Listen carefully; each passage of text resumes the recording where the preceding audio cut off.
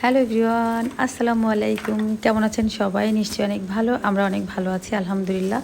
তো বাজারঘাট থেকে তো সবাই বুঝতেই পারছেন যে মেহমানের দাওয়াত আছে বাসায়। হ্যাঁ, আসলে আজকে আমাদের বাসায় অনেক মেহমান আসবে। প্রায় 25 থেকে 30 জনের মতো আমি আয়োজন করছি। তো এখানে প্রথমে চলে আসছে গরুর মাংস, তারপরে খাসির মাংস, তারপরে আছে হচ্ছে মাছ ছিল ২ রকমের। একটা ছিল গলদা চিংড়ি মাছ আর হচ্ছে ভেটকি বা পাতারি কি বলেন সবাই। তো সেই ভেটকি বা পাতারি মাছ। তো এখানে মাছ ছিল ২টা, কিন্তু এই মাছটা দেখে আমি আসলে একটু ভয় পাইছিলাম, কারণ ইলিশ মাছ হলে হয় কি ফ্রাই করা যায়, তারপর ইলিশ মাছ ভাঙার ভয় থাকে না, বাট এই মাছটা আমি খুবই ভয় পাই। এটা রান্না করলে আসলে ভাঙবেই। তো যাই হোক, তারপর একটু সাবধানে রান্না করতে হবে। আর এখানে ছিল হচ্ছে চিংড়ি মাছ। চিংড়ি মাছগুলো দেখতে অনেক সুন্দর ছিল, আর চিংড়ি মাছ ছিল এখানে প্রায় ৩-৪ কেজির মতো।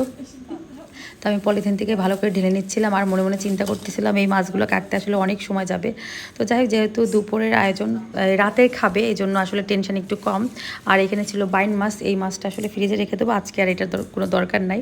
তো আমি এখানে সব বাজার টাজার বের করে দেখতেছিলাম যে কী কী লাগবে আর কি লাগবে না। তারপরে এখানে আমি চলে আসছি গরুর মাংসটা মানে বসানোর জন্য। তো আমি যখনই বেশি মাংস হয় তখনই আমি হাতে আসলে মেখে তারপরে বসাই, কারণ দাঁড়ায় আসলে অনেক সময় ধরে কষানো, ওইটা খুবই সময় সাপেক্ষ। আর যদি 2-3 জন হয় বাসায় রান্না করার, তাহলে আসলে কষ্ট হয় না। বাট আমি যেহেতু একা রান্না করবো সব কিছু, এই জন্য আমি চিন্তা করছি আমি এক একটা করে গুছিয়ে নিই।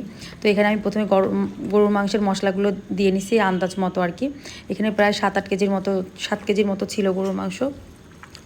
তো আমি মশলাপাতি দিয়ে তারপরে হচ্ছে মাংসটা ভালো করে মেখে নিচ্ছিলাম, যাতে মশলাগুলো সব ভালোভাবে মাংসের সাথে লেগে যায়।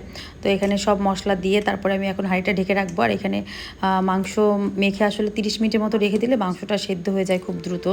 তারপরে এখানে ছিল খাসির মাংস। খাসির মাংসটা আমি আন্দাজে মশলাপাতি দিয়েছি, 3-4 কেজির মতো ছিল খাসির মাংস। 3 কেজির বেশি হবে।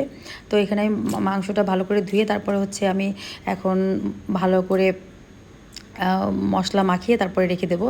আর 2টা হাঁড়ি আমি আলাদা সরিয়ে রাখবো, যাতে 30 মিনিটের মতো, 30 মিনিটের বেশি হলেও সমস্যা নাই।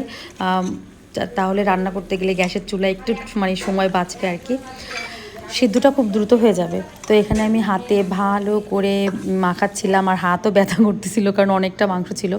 তো এই যে আমার 2 হাঁড়ির মাংস রেডি একদম। এখন যা শুধু গ্যাসের চুলায় বসাবো আর কষালেই হয়ে যাবে।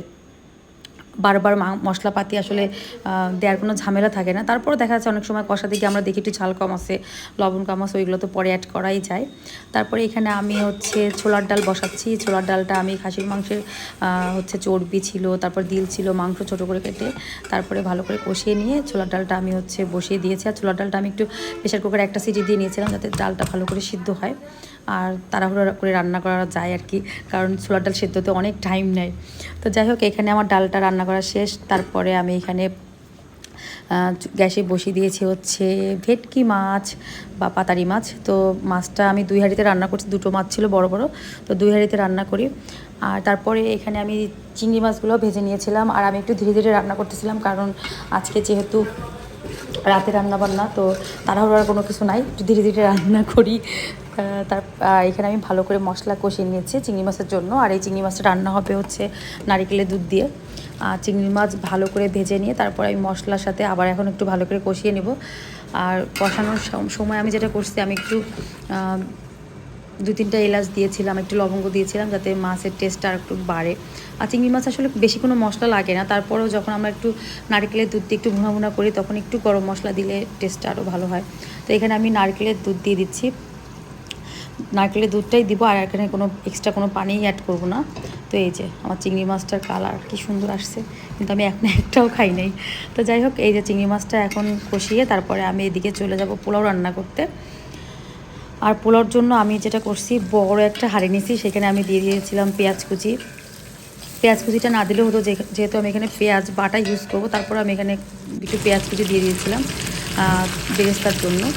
আর এখানে আমি ডিম ভেজে নিচ্ছিলাম। আর এই ডিমগুলো আজকে যে পরিমাণে প্যারা দিছে, মানে 2-1টা ডিম একদম সিদ্ধ উঠতে চায় নাই, নতুন আজকের ডিম ছিল, এই জন্য হয়তো এরকম। তো যাই হোক, ডিমগুলো ভাজা শেষ মোটামুটি আমার। আর আমি এদিকে হচ্ছে যেটা করছি, পেঁয়াজ বেরেস্তা তুলে নিয়ে তারপরে সেখানে আমি দিয়ে দিয়েছিলাম পেঁয়াজ, রসুন, আদা বাটা, আর তারপরে গোটা মশলা আর কি দিয়ে তারপরে হচ্ছে গিয়ে চালটা এখন ভাজা ভাজা করে নিব। আর আমি যখনই বেশি চাল হয় তখনই আমি একটু বাটা পেঁয়াজ রসুন আদা ইউজ করি, তাতে পোলাওটা খেতে অনেক টেস্ট হয়। আর এটা যেহেতু 3 কেজি চাল একসাথে বসাইছি, একটু মানে নাড়াচাড়া করতে কষ্ট হচ্ছিলো, তো কোনো ব্যাপার না, একটু তো কষ্ট করতেই হবে মেহমান খাওয়ানোর জন্য। তো যাই হোক, আমার এখানে চালটা আমি একটু ধীরে সুস্থে ভাজতেছিলাম, কারণ নাড়াচাড়া করতে খুবই কষ্ট ছিল, যেহেতু বড় একটা হাঁড়ি, আবার গ্যাসের চুলায় একটু মানে সব জায়গায় যেন ভালোভাবে আগুনটা পায়, চালটা যেন সুন্দর করে ভাজা হয়, এটাই আমার মাথায় টেনশন কাজ করতেছিল, যে ভালোভাবে আসলে চাল না হলে, ভাজা না হলে পোলাও টেস্ট আসলে ভালো আসে না। চাল না ভেজেও আসলে পোলাও ভাত রান্না করা যায়, তারপর আমার কাছে মনে হয় যেন ভাজলে আর একটু বেশি ভালো লাগে। তো যাই হোক, ওইখানে আমি পোলাও চালটা ভাজতে দিয়েছি, আর এইখানে আমি ডিমটা ভুনা করে নিচ্ছি। ডিমের জন্য আমি এমনি যে মশলা ডিম কোরমার জন্য আমরা করি ওরকমই দিয়েছি, শুধু আমি একটু ঝাল দিয়েছিলাম অল্প পরিমাণে, যাতে একটু ঝাল ঝাল লাগে, খুব যেন মিষ্টি না হয়।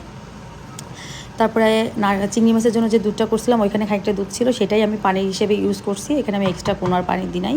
তো এই যে ডিমের কোরমা আমার মোটামুটি রেডি। তো আলহামদুলিল্লাহ আমি একদম টাইম মতো সব রান্না করতে পারছিলাম। ফাইনালি আমার রান্না বান্না শেষ। আর এই যে সবগুলো হাঁড়ি এখানে রেখে দিছি, আর এখানে রান্না হয়েছে গরম গরম পোলাও, তারপরে আছে হচ্ছে চিংড়ি মাছ ভুনা, এটা একদম ভুনা ভুনা করেছি আমি, কোনো ঝোল রাখিনি, যেহেতু পোলাও ভাত দিয়ে খাবে। আর এখানে আছে ভেটকি মাছ ভুনা, তারপরে ভেটকি মাছ ভুনা হচ্ছে 2টা হাঁড়িতে, এই যে। তারপরে আছে ডিম ভুনা, তারপরে আছে এখানে গরুর মাংস, না এটা খাসির মাংস, এটা খাসির মাংস। তারপরে আছে ডাল, ছোলার ডাল রান্না করা। তারপরে আছে এখানে বড় এক হাঁড়ি গরুর মাংস। তো এই ছিল আজকের ভিডিও।